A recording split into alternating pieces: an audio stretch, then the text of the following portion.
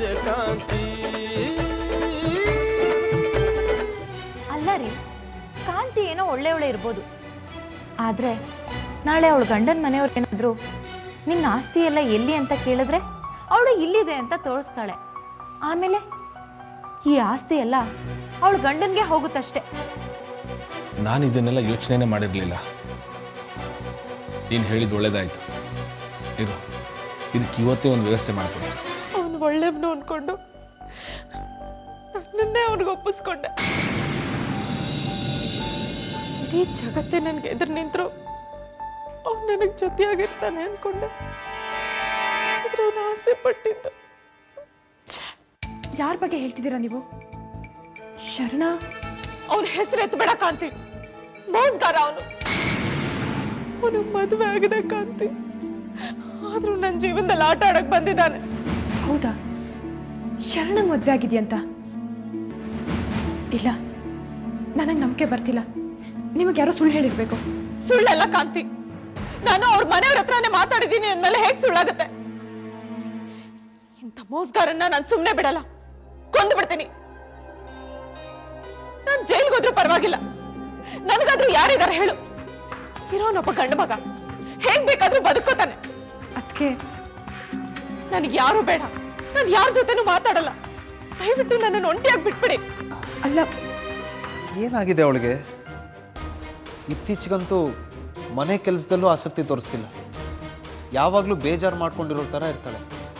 ಯಾರ ಜೊತೆ ಜಾಸ್ತಿ ಮಾತಾಡ್ತಾನೂ ಇಲ್ಲ.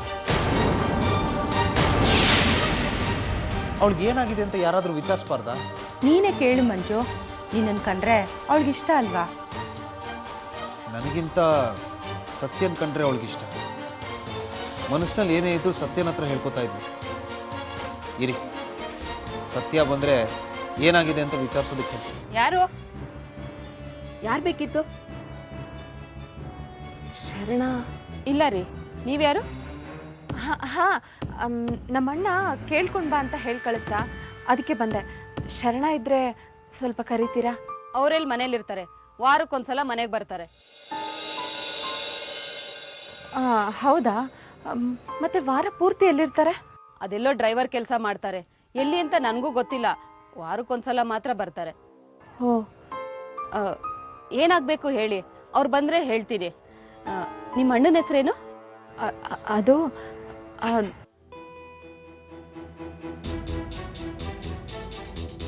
ಅವ್ರ ಮನೇಲಿಲ್ಲ ಅಂತ ಒಂದ್ಸಲ ಹೇಳಿದ್ರೆ ಅರ್ಥ ಆಗಲ್ವಾ? ಹೋಗಿ. ರೀ, ನೀವು ಗಂಗನ್ ನೋಡಿದ್ರಾ? ಅವಳನ್ನೇನೆ ನೋಡೋದು?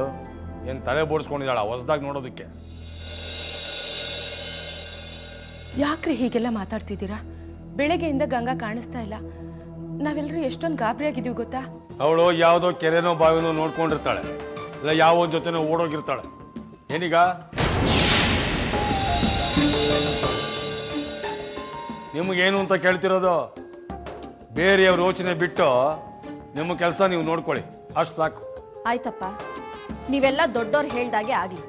ನಮ್ಗೇನಾಗ್ಬೇಕಾಗಿದೆ? ದೊಡ್ಡವರು ಸಣ್ಣವರು ಮುಖ್ಯ ಅಲ್ಲ, ಅವ್ರವ್ರ ಕೆಲಸ ಅವ್ರವ್ರು ಮಾಡಿದ್ರೆ ತುಂಬಾ ಚೆನ್ನಾಗಿರುತ್ತೆ. ಅವರೆಲ್ಲ ಸೇರಿ ನನ್ನ ಸಿಗಾಕ್ಸ್ತಾ ಇದ್ದಾರೆ. ಒಂದ್ ವೇಳೆ ನಾನು ಕಳ್ತನ ಮಾಡಿದ್ರೆ ನಾನು ಇಲ್ಲಿ ಇರ್ತಾ ಇದ್ದೆ ಇನ್ಸ್ಪೆಕ್ಟರ್, ಎಲ್ಲಾದ್ರೂ ದೂರ ಹೊರಟೋಗ್ತಾ ಇದ್ದೆ. ಕದ್ದು ಹೊರಡೋಗಿದ್ಯಾ ಅಂತಾನೆ ಕಂಪ್ಲೇಂಟ್ ಕೊಟ್ಟಿದ್ದಾರೆ.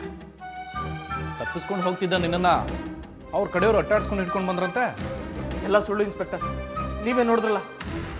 ಪ್ರಾಣ ಭಿಕ್ಷೆ ಕೇಳ್ಕೊಂಡು ತಾನೇ ನಾನು ಇಲ್ಲಿವರೆಗೂ ಓಡ್ ಬಂದಿದ್ದು. ಅವ್ರ ಕಡೆಯವರೇ ನನ್ನ ಸಾಯಿಸೋದಕ್ಕೆ ನೋಡ್ತಾ ಇದ್ದಾರೆ. ನೀವೇ ನನ್ನ ಕಾಪಾಡಬೇಕು ಇನ್ಸ್ಪೆಕ್ಟರ್, ಪ್ಲೀಸ್. ಅವ್ರು ಯಾಕೆ ನಿನ್ನ ಕೊಲೆ ಮಾಡ್ತಾರೆ ಹೇಳು? ಅಲ್ಲಿಗೆ ನೀನೇನೋ ಮಾಡಿದ್ಯಾ ಅಂತಾನೆ ಅರ್ಥ. ಹೇಳು, ಏನು ಅನ್ಯಾಯ ಮಾಡಿದ್ಯಾ ಅಂತ? ಅನ್ಯಾಯದ ಮನೆ ಹಾಳಾಗೋಗ್ಲಿ, ಏನು ಮಾಡಿದೆ ಅಂತನಾದ್ರೂ ಹೇಳು. ಏನು ಮಾಡಿಲ್ಲ ಇನ್ಸ್ಪೆಕ್ಟರ್, ಯಾಕೆ ಹೀಗೆ ಮಾಡ್ತಾ ಇದ್ದಾರೆ ಅಂತಾನೆ ಗೊತ್ತಿಲ್ಲ. ನಾನು ಗಂಗನ ಪ್ರೀತಿಸ್ತಾ ಇರೋ ವಿಚಾರನ ಹೇಳ್ಬಿಡ್ಲ? ಹೇಳಿದ್ರೆ ಅವಳ ಹೆಸರು ಹಾಳಾಗೋಗುತ್ತೆ. ಅವಳನ್ನು ಇಲ್ಲಿಗೆ ಹೇಳ್ಕೊಂಡ್ಬರ್ತಾರೆ. ಛೇ, ಪಾಪ, ಅವಳಿಗೆ ಹಾಕ್ಬೇಕು ಈ ರಗಳೆಲ್ಲ. ಹೇಳ್ದೇ ಇರೋದೇ ಒಳ್ಳೇದು. ಏನು ಸುಳ್ಳು ಹೇಳಿ ಅಂತ ಯೋಚನೆ ಮಾಡ್ತಿದ್ಯಾ? ಸೂರ್ಯಕಾಂತಿ